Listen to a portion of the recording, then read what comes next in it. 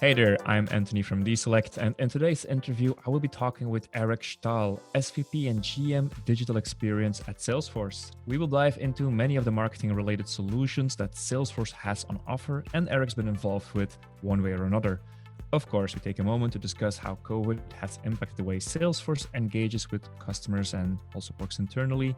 And lastly, we have a very interesting conversation about the challenges marketers may face around such topics as campaign attribution and multi-channel marketing. If you have any questions for Eric or any questions about the digital transformation that Salesforce is currently going through itself, feel free to post them in the comments and we'll pass it on to Eric. In the meantime, relax, sit back, and enjoy the episode.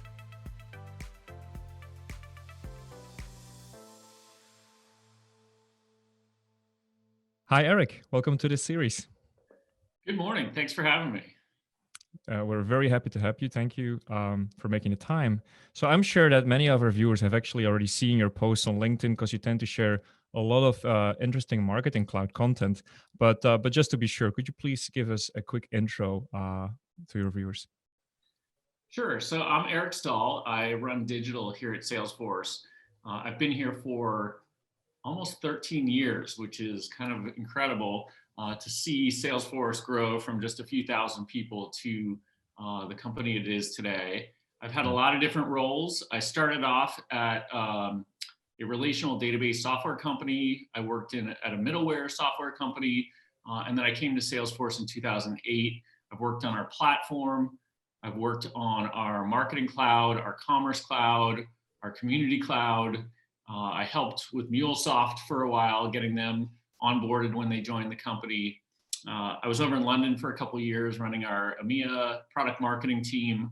So I've had a lot of different roles. And for the last year, a little more than a year, I have been rethinking our whole digital strategy and rethinking the platform and the org and our kind of how we operate and how that's all going to manifest in a completely different and really exciting new digital experience. Oh, I'd love to dig in deeper there, but there was one thing that you mentioned, which was, Salesforce wasn't the company it was today when you joined 13 years ago. What was it that excited you already back then to join them? It's a great question because it was very specific. I remember. So I worked in on-premise enterprise software back in the late 90s, the mid to late 90s. So you would get a server and you'd have an operating system and you would load up all these, the whole software stack on your local on-premise hardware. And back then I was working for Informix Software, which was a database like Oracle or Symantec.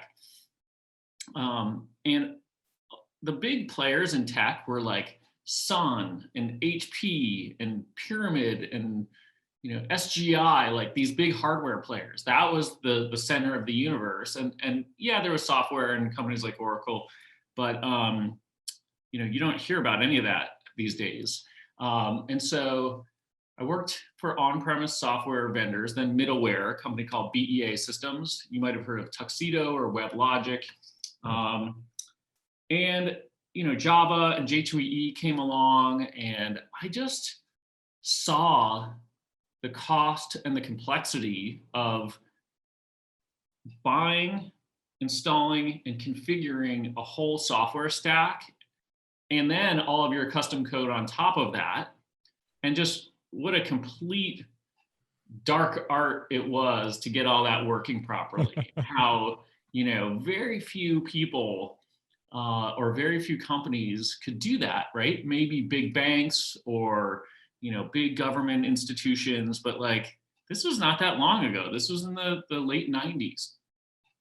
And coming into the early 2000s, Salesforce came along and they were like, don't worry about any of that stuff. We will host the CRM, and at the time it was just Salesforce automation. We'll host it for you. You just log in and don't worry about the back end. And it was like, wow, that's a totally different approach. And for big enterprise applications, that was a novel concept back then. And Mark Benioff said, why can't enterprise software be like Amazon.com, where you just go to Amazon and you just buy stuff? And, why can't enterprise software be that easy? And I was like, oh my gosh, enterprise software is a nightmare to manage and run and configure and do what you want it to do. That is a really big idea. And so I looked at a keynote, and Mark Benioff was doing this keynote about the platform and how you can not only use the Salesforce applications, but you could build custom applications on top of the Salesforce platform. Not only could you do that, you could do it with clicks, not code. Just kind of point and click, create a custom object, move some things around on the UI, and boom, a non-developer could create an application, deploy it, and 100,000 people could use it the next day. And I was like, oh my gosh, that is unbelievable. Game changer. And I just remember thinking that is a big deal. And it was before the term cloud computing was popular like it is today. It was before, all the kind of Workday and all the other applications came along. And I was like, that's unbelievable. So I joined the company, and I've been here ever since. It is interesting that point, that game changer that attracted you. It's also a philosophy we felt we needed to adopt. So we also made our own software which plugs into Salesforce, obviously, plug and play and drag and drop. So completely aligned with that. Now, a large part of your career has actually centered one way or another around Marketing Cloud. How did that begin specifically? So in my different jobs at Salesforce, I remember I was in London, and I came back to the States, and I worked on our website back in 2000, I think it was 2011.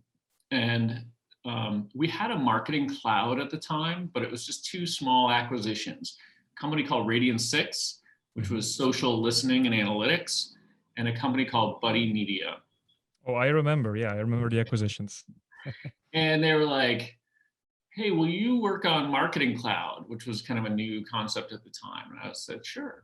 And I came over, and I was like, well, these are two very interesting products. And by the way, we have some amazing leaders at Salesforce to this day who came from those acquisitions. So they've had incredible value on this company, but they were very narrow in terms of the full scope of like a marketing cloud.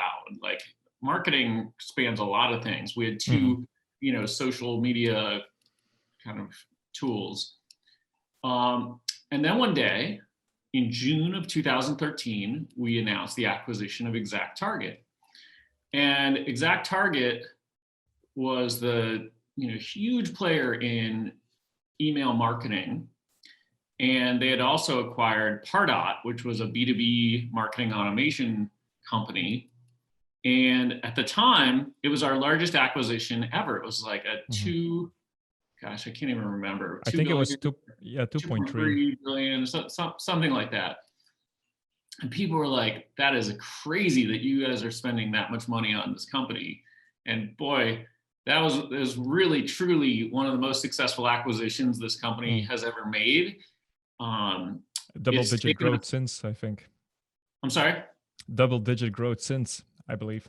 Oh, yeah. I mean, more than double, like very, very healthy growth. And it took us a long time. It was a publicly traded company with thousands of employees and thousands of customers. But, it really pushed us in two dimensions. One, it made us a more credible player in marketing, because email marketing, as we all know, is the workhorse of digital marketing. And ExactTarget was deep in very, very large, complex accounts with very, very deep capabilities and scale. And so that was good. And then it also pulled Salesforce towards the consumer universe. In the past, our earliest days, we did B2B, primarily B2B sales automation, right? Sales reps selling to other companies, and they needed a place to keep track of their accounts and contacts and leads and opportunities and cases, and it's very B2B. Well, Exact Target, and then some of our subsequent acquisitions like Demandware for commerce really pulled us in the direction of consumer marketing. And so that has also had a profound impact on the company. And the bigger we've gotten over the years, the more we've realized that most companies of size do both B2B and B2C, and you need to have all the right tools in the tool chest to be able to engage customers the right way, whether it's an account and a contact and an opportunity, or whether it's a consumer who needs kind of a transactional email or an email newsletter. So anyway, back to your question, that was Exact Target. And then we acquired Datarama and Crocs and lots of other companies. And so I was very close to that for many years.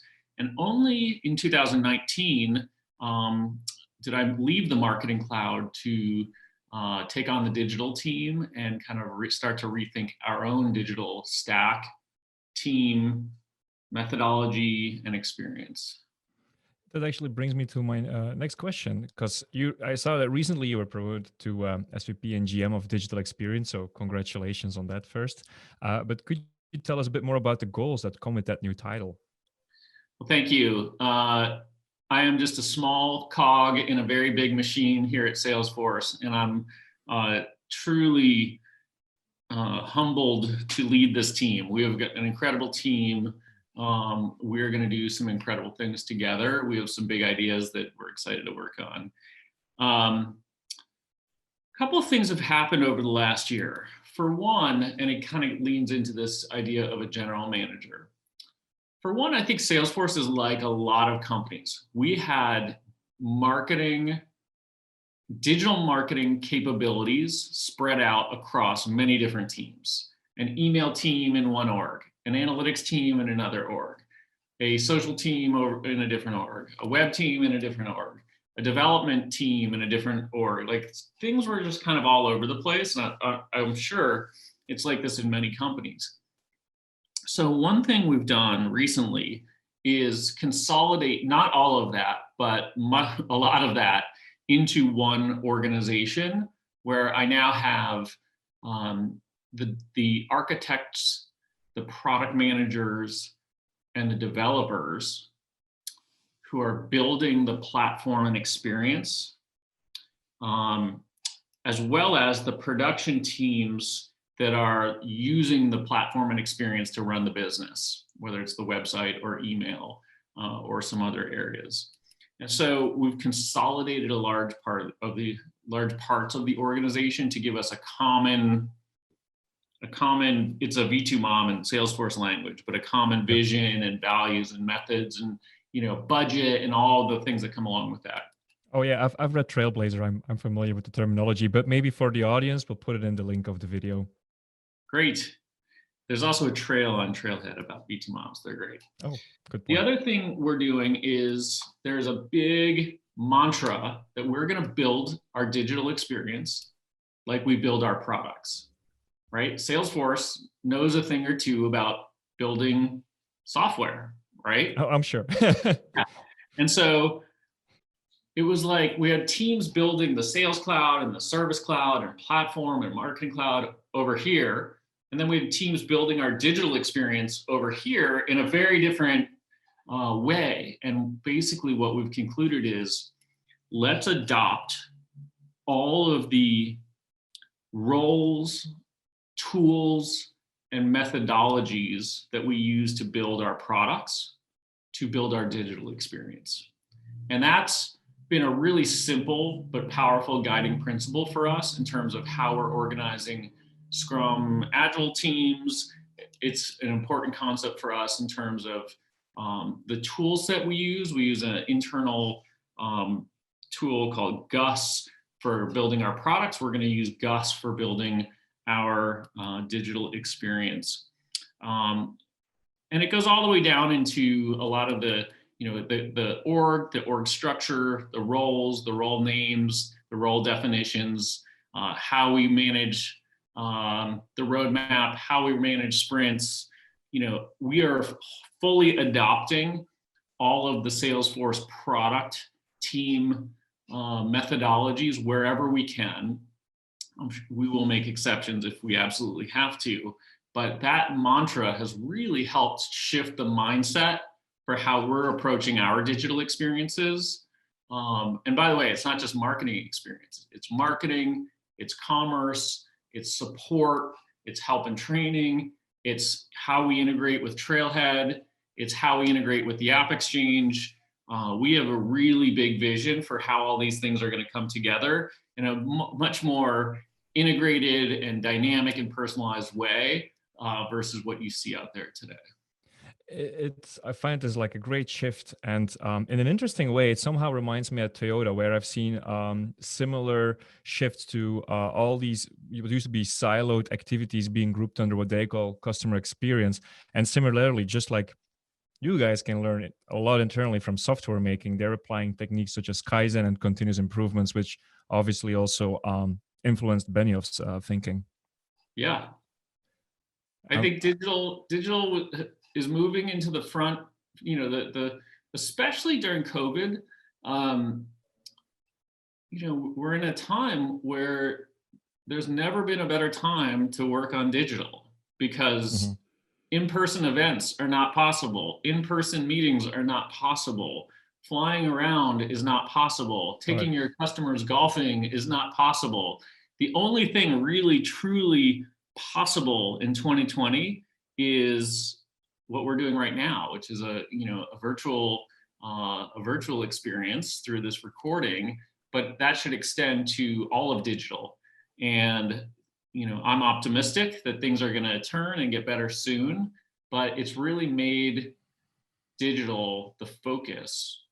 And Salesforce, is deeply committed to not impose our org chart on our customers, which we do in many ways today, but we're really investing to rethink all of it: the stack, the data strategy, and the front end experience in ways that are centered around the customer and not around our org chart.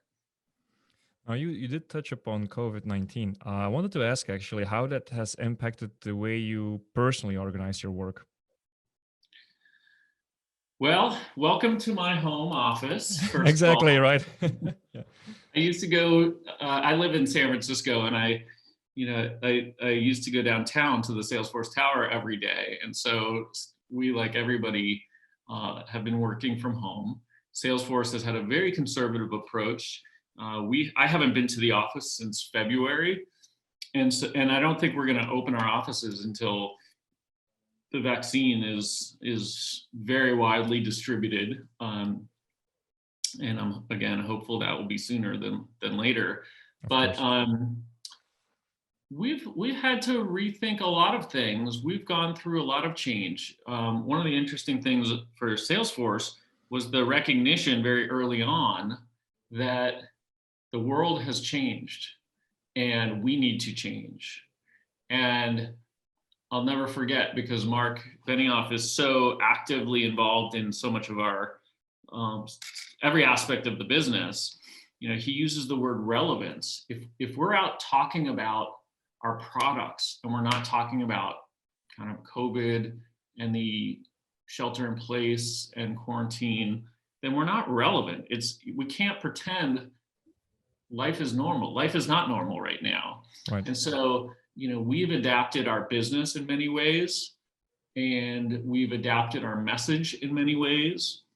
And, to be relevant in 2020, you have to be thinking about the impact of COVID and quarantine. Some of our industries, the industries we sell into, are impacted profoundly. If you're an airline or you're a hotel right now, you're not really, thinking about a new CRM system.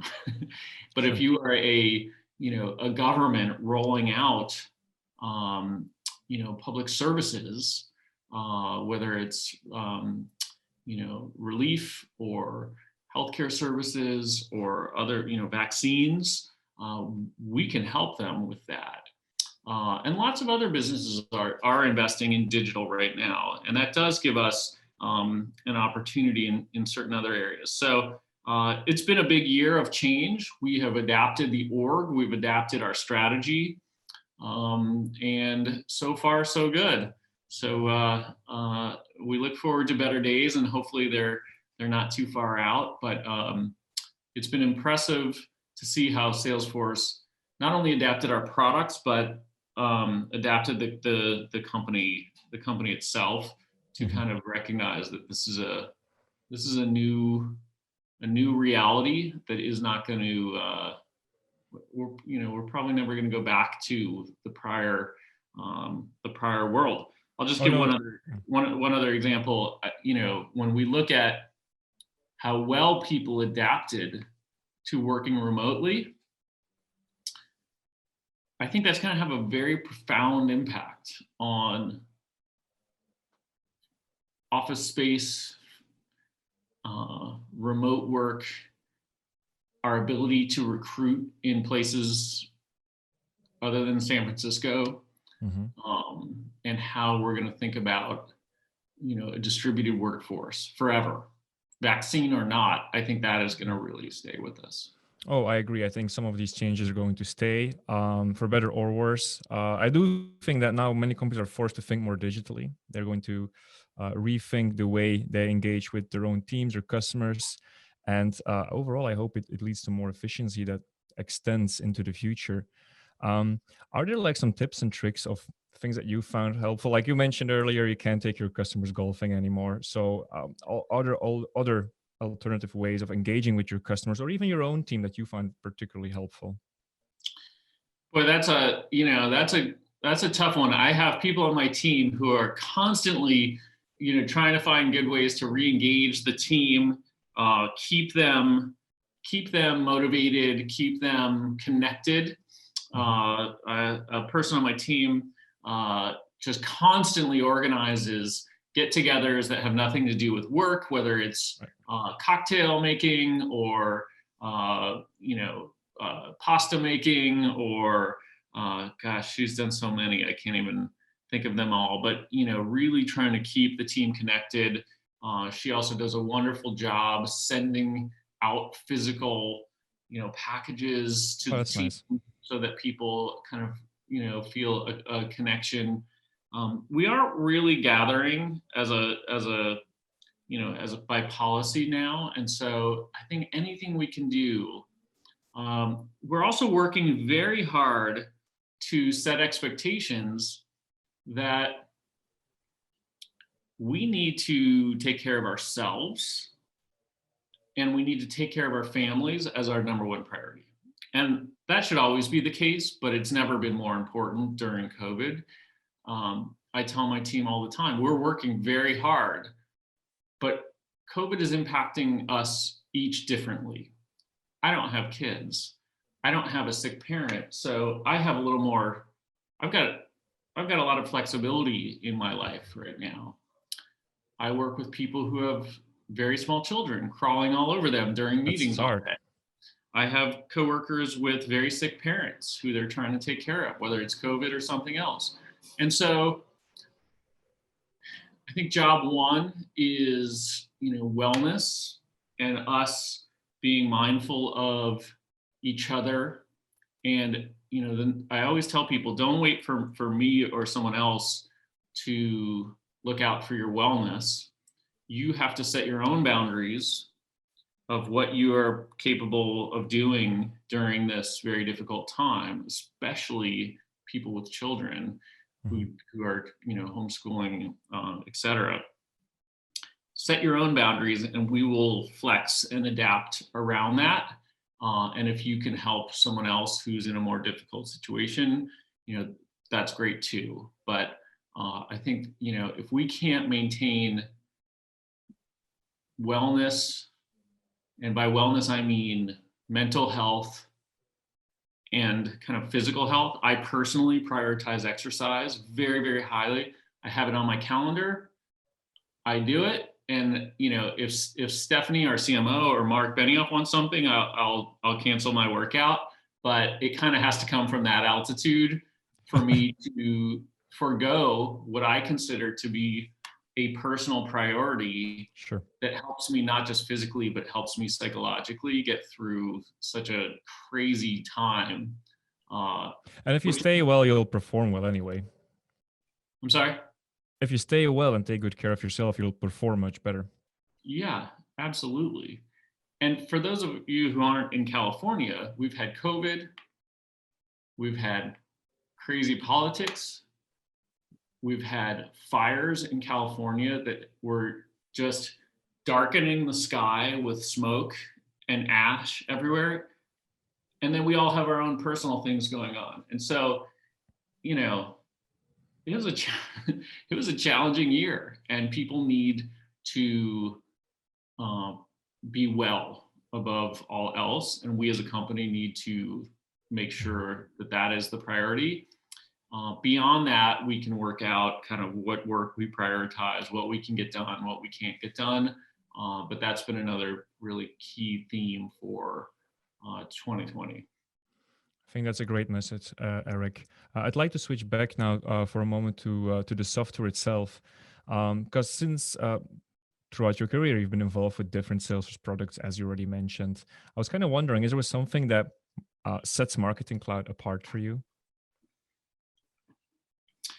So I was new. So Marketing Cloud, first of all, is a broad umbrella of products, including the DMP and Datorama and lots of things. So that's the first thing. I think, Marketing Cloud is not a specific thing. It's a broad portfolio of products. Specific to, are you asking about kind of the email part of Marketing Cloud, or are you asking about the whole portfolio? Well, I find your answer in itself interesting, because I think when most customers think Marketing Cloud, they are thinking about Email Studio. Whereas, of course, there's Datorama. Of course, there's Social Studio that can connect into it. But we can focus on Email Studio here. Okay. So Email Studio, which is part of Marketing Cloud, and by far the biggest part of Marketing Cloud, and is really laying down the foundation for the CDP strategy that is cross-channel, email, SMS, push notifications, custom audiences that we can advertise to, et cetera, et cetera. All of that comes from our friends in Indianapolis and ExactTarget. And I learned a lot when we acquired ExactTarget. I learned a lot about email marketing. I was not in that space before. I thought, well, it's email marketing. How complicated could it be? And it turns out there's a lot to it. It's hard. It's really hard. Yeah. It is hard. And the power of Email Studio, formerly known as ExactTarget, is is in the ability to set up a relational data model, to do very powerful scripting for personalization, and to be able to do all the kind of deliverability things that you need to do to get an email into someone's inbox. And I didn't really appreciate that prior to ExactTarget. But if you're a small corner, Pilates studio and you want to send out a email newsletter to your people, it's not the right product for you. It's way too complex for a very small business who wants to do very simple things. Where the product shines is high-end, higher complexity, data-driven, personalized email at scale, and that is the sweet spot for the product. Oh, yeah. And it fits nicely into our broader concept of CRM, where through the magic of Email Studio, we can embed lots of data within an email from kind of the CRM system or other places. We can include personalized content. We can include product recommendations. We can do all kinds of interesting things. So there's still work to do on that product to bring it closer into the core kind of Salesforce stack. There's work to do to make that product easier to use. There's work to do to make it smarter and more kind of AI driven around, send time optimization or, multi-channel journeys, et cetera. But it's a very powerful product and it's been very successful. It's got a huge following, and we're just excited to keep that investment going. And so are we, because we build on top of it. Since, as most of our viewers will know, we at DSelect, we offer a segmentation solution for Marketing Cloud, and we're very happy, in fact, to be able to build on such a strong platform as Salesforce and be listed on the App Exchange, by the way. So here's my next question. Being an independent software vendor, or ISV as it's known, from the digital point of view, what role do you see the App Exchange and actually ISV partners in particular play in the years to come? So the partner ecosystem and the extensibility of Salesforce products has always been incredibly core to who we are as a company. We provide a base platform, we provide a base of applications, and then we have literally thousands of partners who customize or extend the platform and solutions. We will never be able to do it all.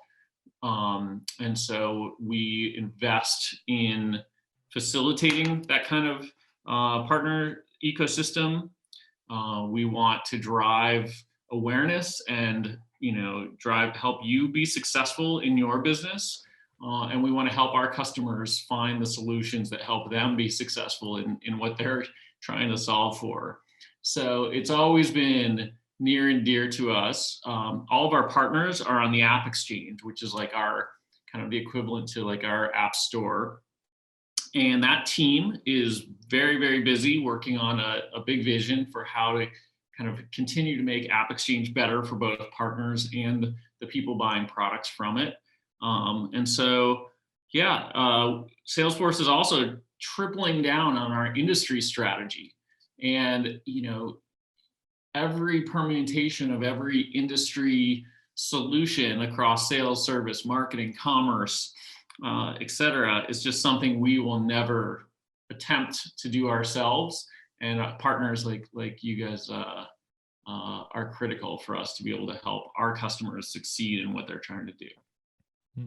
Maybe a funny side story here. Like today, I'm onboarding someone new in my team, and he's new to the ecosystem, so he's asking, "So why do you guys exist actually?" Well, I'm telling him, well, Salesforce is counting on us to fill this little niche needs, because I think that's the beauty of the whole App Exchange platform. You guys can solve for so many different needs in collaboration with ISVs, right? Absolutely. But looking at your own offering, and especially at the digital offering, what are the solutions that currently excite you the most and that you're very excited about? So Salesforce is very focused on this idea of customer 360. And it's been around forever, but no one has ever really, truly successfully solved it in terms of a package solution that companies can buy and actually deliver on. And by customer 360, we mean an actual single source of truth for every prospect and customer that a company has, that drives a more personalized experience on the front end across sales, service, marketing, commerce, custom apps, as well as better insights and engagement on the back end with your sales teams, your support teams, your marketers, et cetera. And so that is our strategy as a company, to really build out this kind of core data model that allows you as a company to build a single view of your customers, to build better experiences and better engagement. And so we in Salesforce Digital are working on exactly that. We're saying, okay, where is our single source of truth? How are we stitching together lots of different backend systems into this kind of golden record that we can use to personalize the website, personalize emails, personalize our paid media, as well as personalize hey, here's some training that might be right for you. Here's a community group that might be right for you. Here's an ISV app that might be great for you.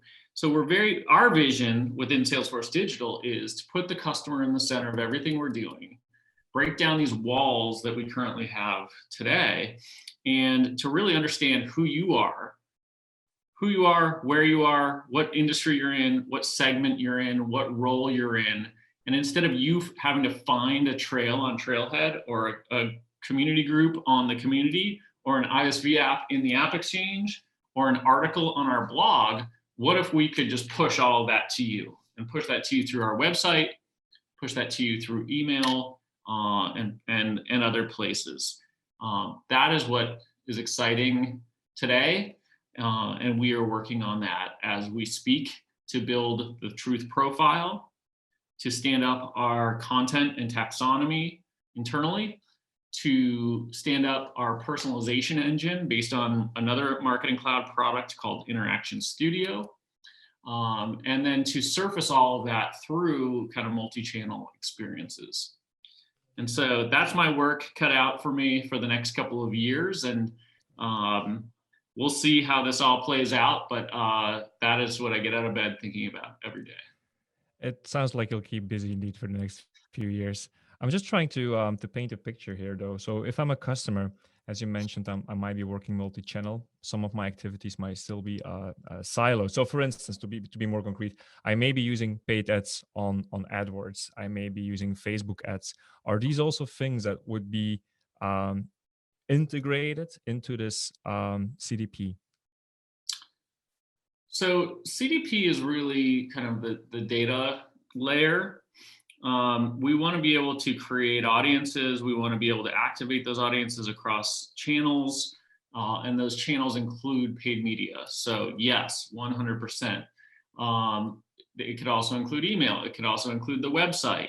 And so, yes, we want to be able to create experiences that include the website, email, paid media, as well as other channels as they come up.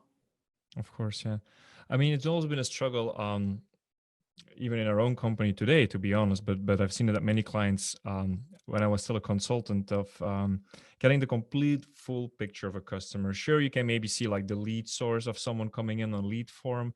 If you're a little bit better, you can even do a bit of tracking on the website. But what you want to know in the end is, let's say if you're a SaaS vendor, for each dollar I earn, how much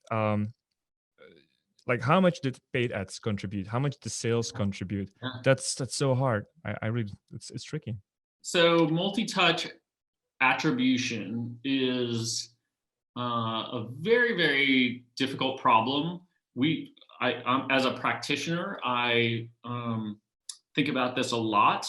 We have certain capabilities internally. We have some big gaps, and I think we can close some of the gaps. I think the frustrating thing with marketing is there are some things that are just not quantifiable, and you just have to kind of live with that reality as a marketer. If someone comes to your website and then calls a sales rep, it's very hard to attribute that back to the website. Some of the digital things where you can kind of associate a campaign and track that all the way through are more trackable. So I hear you. I think, marketing is both art and science, and we want to get the science part. We believe in science. We believe in data. We believe in data science and all the things we can do around that. But there will always be a part of marketing that you can't measure as much as you want, and a more subjective part of marketing as well. It's very interesting. You're the second person today to call art and science, although the other person, he's actually CEO of a very large, well-established ISV as well. He said, when he was talking about sales, it's art and science. You can have as much KPIs and metrics, but there is a certain art to the profession, in this case, sales. But on the marketing side, yeah, I had the same discussion today with my co-founder. Like, should we invest more in brand awareness. How do we measure that? Well, that's hard. Yeah, we have those conversations every day at Salesforce. Okay, well, that's it's a relief though to hear that you're facing the same challenges. It's not just Oh us. yeah. Oh yeah. I mean, I'm on the practitioner side, so we have lots of challenges. Um, we've managed to be very successful over time, but there are a lot of things that we're not able to measure as well as we would like to in a perfect world. That said, I think you just have to move on from some of that. And, we can attribute how much traffic comes to the site, where that traffic is coming from. Is it paid? Is it organic? How much of that traffic converts to a lead? How many, we have core offers like free trial, view demo, contact me, inbound call, chat. Like we have a lot of metrics around those core offers. We can then look at things like lead to opportunity conversion rate by offer type, and trace those from, down the stages of the sales cycle down to ACV, which is our booking metric. Yep. So, some days I think, oh my gosh, it's so hard to really deeply understand all this. On the other hand, I think we have a wealth of data, and we can optimize for that full funnel, which I don't think was really possible 10 or 15 years ago. And so, on other days, I'm very thankful for all the incredible metrics we have, and just, let's use that, and we can A/B test and optimize that forward. And we've been really successful in doing that. So just depends on which side of bed I get out of each day to shape my thinking on that. It can always be better. We can always do better. It's never done. But I'm also thankful for all the hard work the team does to provide us the insights and the analytics that we get. And maybe it depends on depending on which time of the day it is, which side of your brain's on, whether it's do we want to have better branding, positioning, color schemes, like even to that level, or do I want to jump into the lake of data and metrics we have, right? Exactly. There's one specific question I would be very interested in knowing more about personally, that has to do with paid ads, because at least in my experience and with what I hear from other people who run SaaS businesses, it's sometimes tricky to get a immediate return on paid ads, especially if you're doing B2B enterprise SaaS. But it seems to help, especially with retargeting and so on. But it comes back into the whole campaign attribution / multi-touch issue we just spoke about. Mhm. Is there a way that you gauge the effectiveness of paid ads yourself? So we spend a lot of money on what we call paid media. And it's a critical part of our marketing motion to track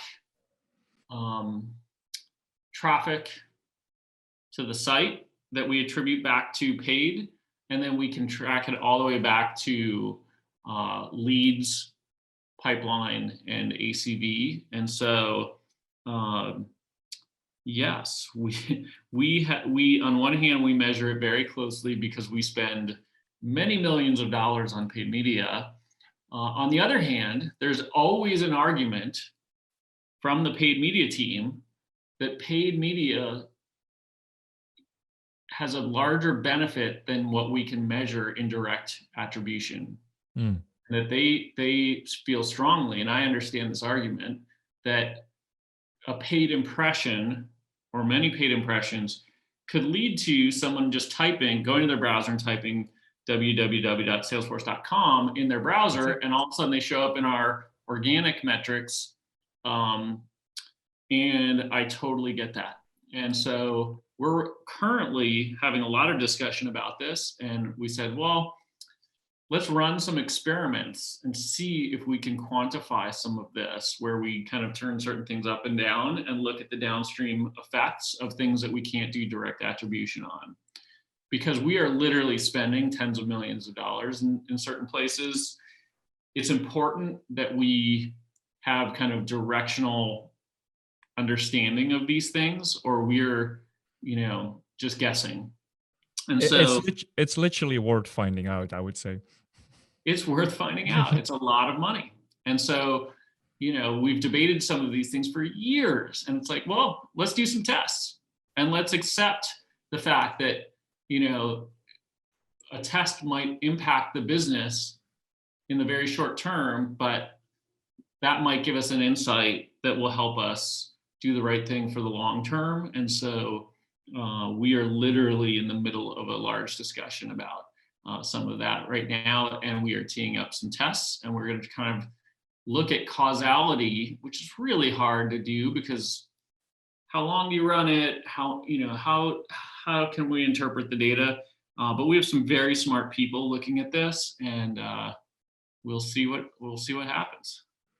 It sounds super interesting. I can honestly say that. But as we round up, would you have any closing thoughts that you would like to share with our audience? No, I would just like to, thank you for the opportunity to share our story.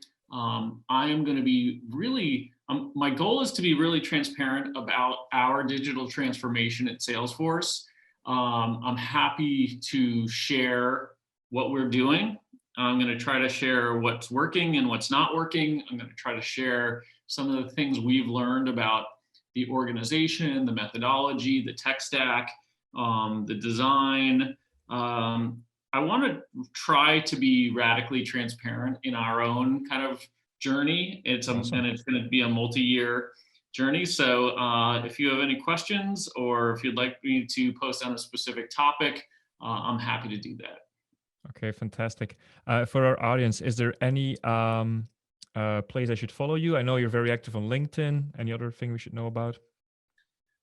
No, not really. I know I should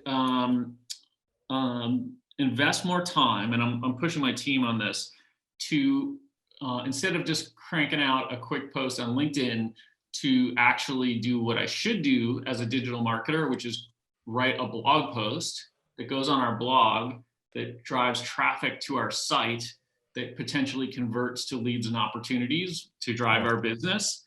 And so I'll say that giving myself a hard time, that like it's just easy for me to open up LinkedIn and knock something out and not have to really think about it.